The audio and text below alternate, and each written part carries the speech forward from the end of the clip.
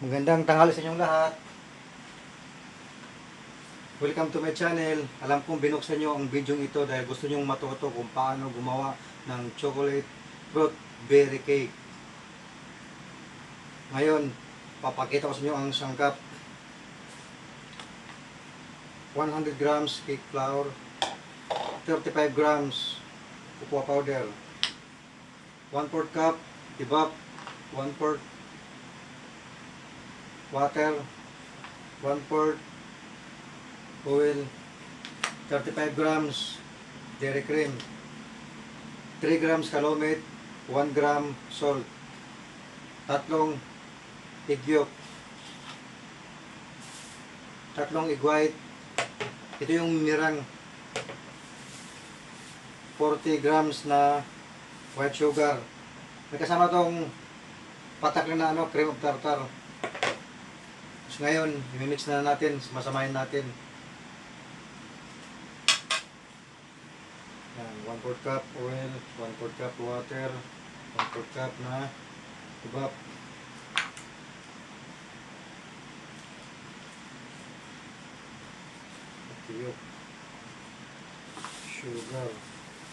Sugar 100 grams. Tabi na natin.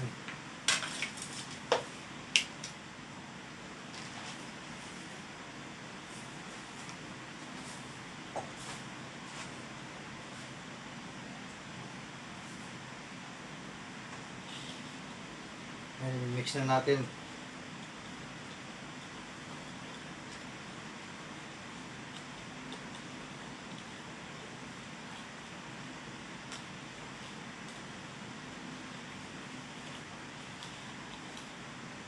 Ito, kung wala kang hand mixer, pwede man i-diretso mo na lang siya para hindi ka na mahirapan.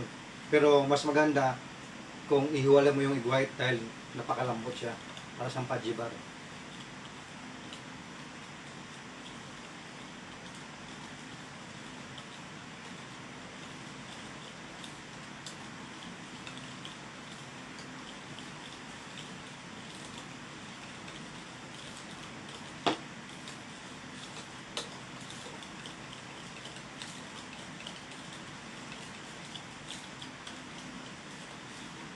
Nagpainit ako ng tubig, steam natin to siya. Ngayon, papakita ko sa inyo maya. Yan, ganito lang, saglit lang siya. Kasi ito naman, dito tayo sa egg white man tayo. Kunin natin yung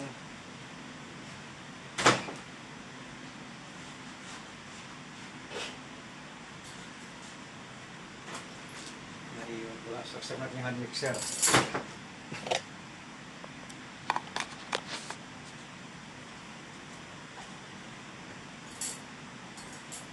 Mix na natin yung egg white.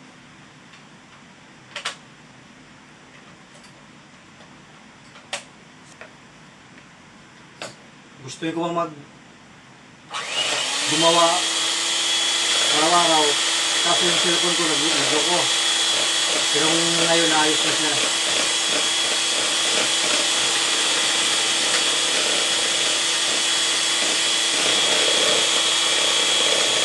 Ito lang, pag lumapot na, saka mo siya ilatag yung ayos, yung planggana.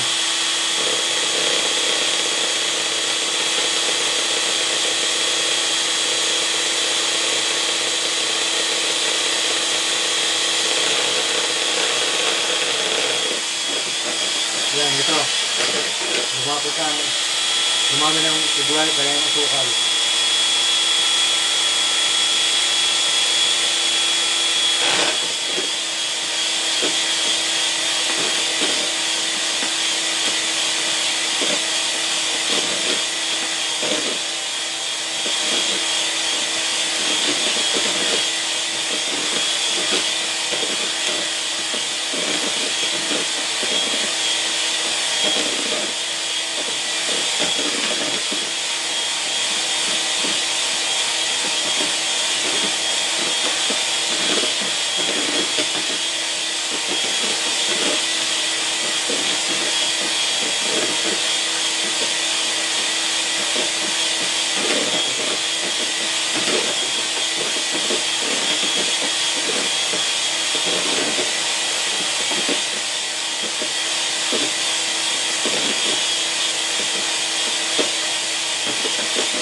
pag gumawa nito, kailangan ang pagandaan mo,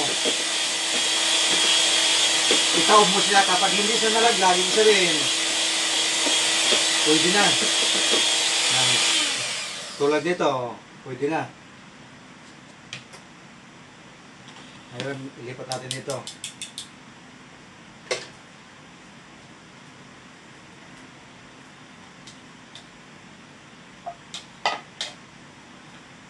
Ngayon, haluin natin.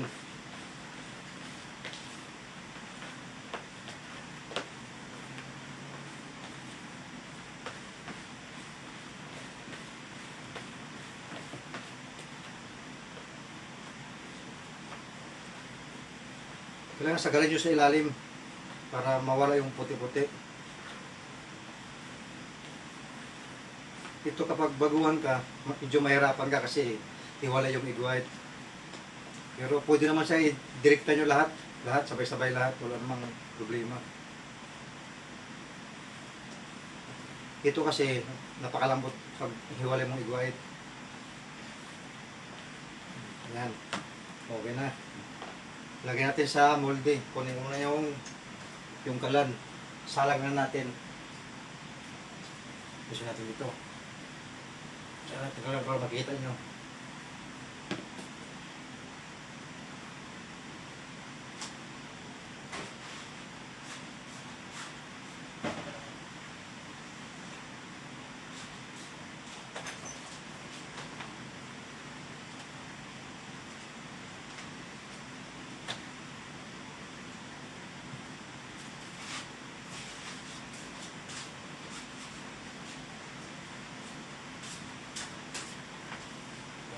Sa labas, nagpait ako ng tubig para pagdating dito, saglit na lang.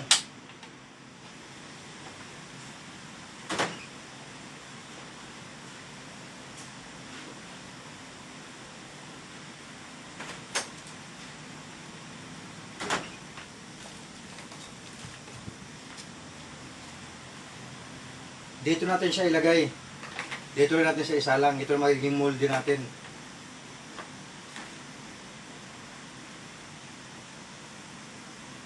Ang magawa nito, tatlong ganito.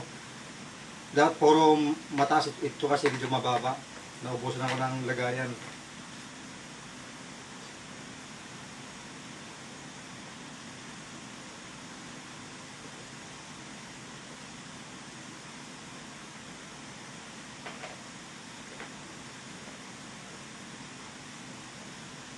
Ayan. Tatlo dapat ito magawa. Ngayon, sasalang natin. Lutuin to siya ng, kung puro ganito lang manipis, hindi ito katulad matangkad to, ano to siya, nasa 12 minutes ang luto. Ito 15 minutes. Ngayon sasalangan natin. Yung apoy niya mahina dapat, yung apoy mahina natin yung apoy.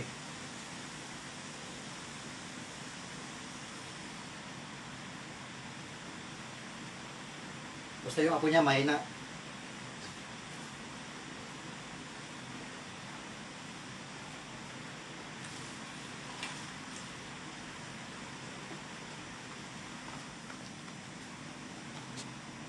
Check natin yung apoy ha, para makita nyo ha. Lapit ko yung cellphone.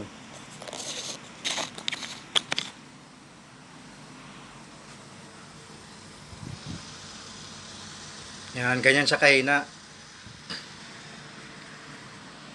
Laging tatandaan, kapag wala pang 10 minuto, huwag nyong bubuksan dahil babagsak yung cake.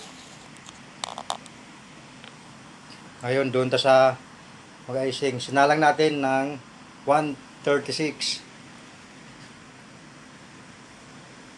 Ito yung apoy. Mag-icing na tayo. Ipakita ko sa iyo yung naluto ko.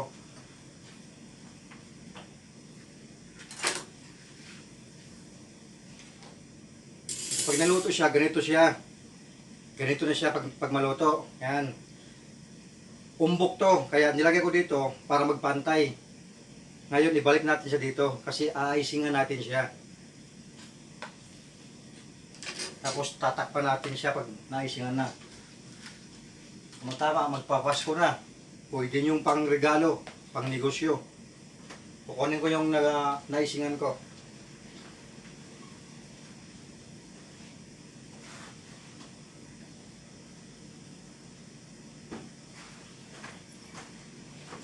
Ito na. Yun, ang nagawa ko. Yan. Di ba? Ang ganda. Ayun, papakita ko sa inyo. Isingan natin to. Para makita nyo. So, meron kong whipping cream. Whipping cream naman, may nabibili na buo na siya. Meron ding malabnaw. Kung wala kayong hand mixer, bibili nyo. Yung buo na lang, meron na para ready to pipe nyo na. Ganun nyo lang, oh. Yan.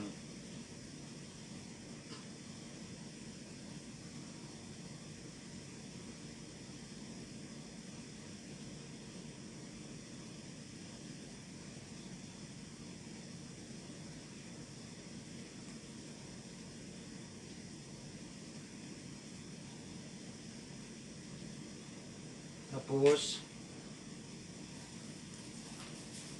kaya sa kutsara.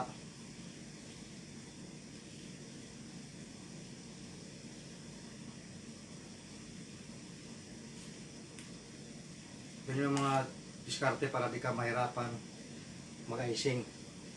Tapos, lagyan natin ng sa gitna yung dilaw para meron siyang yun. Tapos, meron akong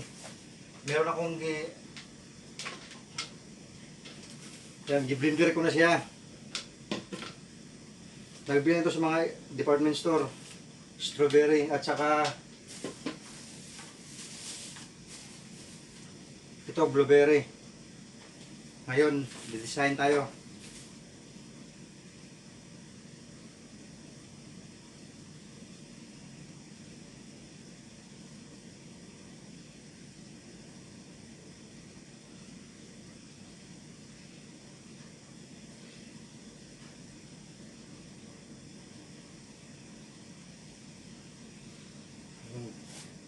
Yung blueberry na naman.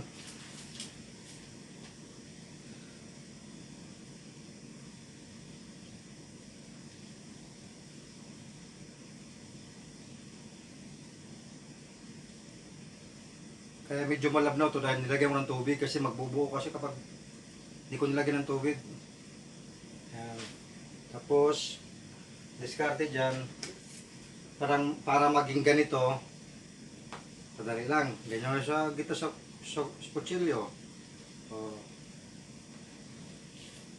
yan naman ikot. O. Tapos, itong kabila, lagyan natin ng whipping cream.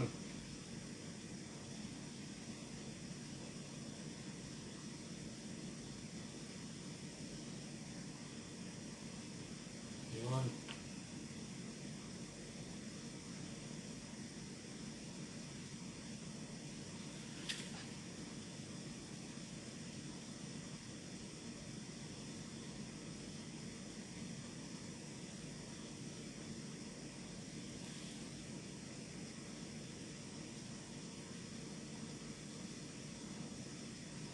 Oh, diba?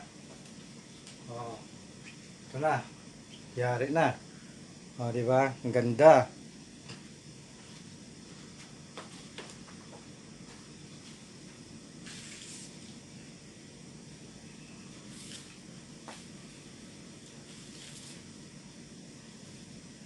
Music tayo habang hindi natin maluto yung isa.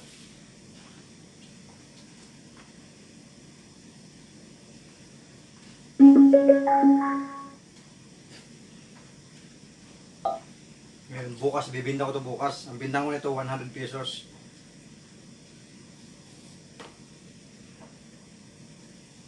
Pwede siya pang regalo. Ang ganda tingnan.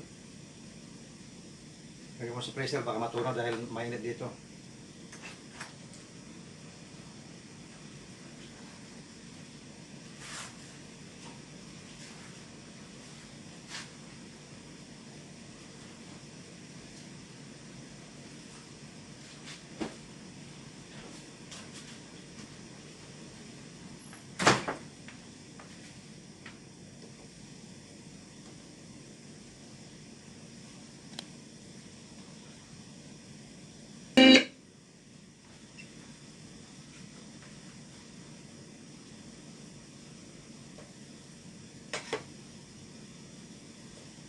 Bukas abangan nyo, gagawa, isusunod ko to ang pineapple pie. Paano gumawa ng pineapple pie.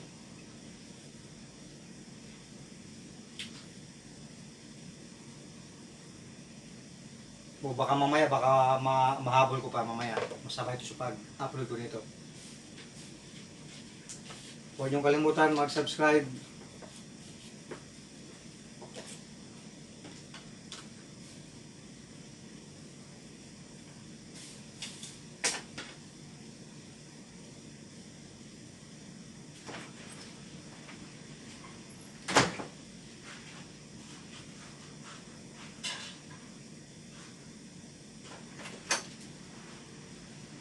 Maraming salamat pala sa nag-subscribe sa akin at saka sa panonood nyo sa aking mga videos.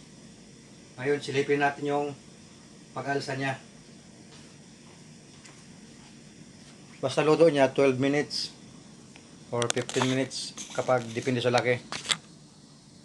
Lapit tayo. O, nakita nyo? O, diba? O, ang ganda ng alsa. O, ngayon, ang palatandaan yan, pag nagluto kayo ng ganyan, tusukin nyo lang sa kutsilyo. Kapag hindi na siya basa, ibig sabihin luto na siya. Yan. So ito, tusukin natin.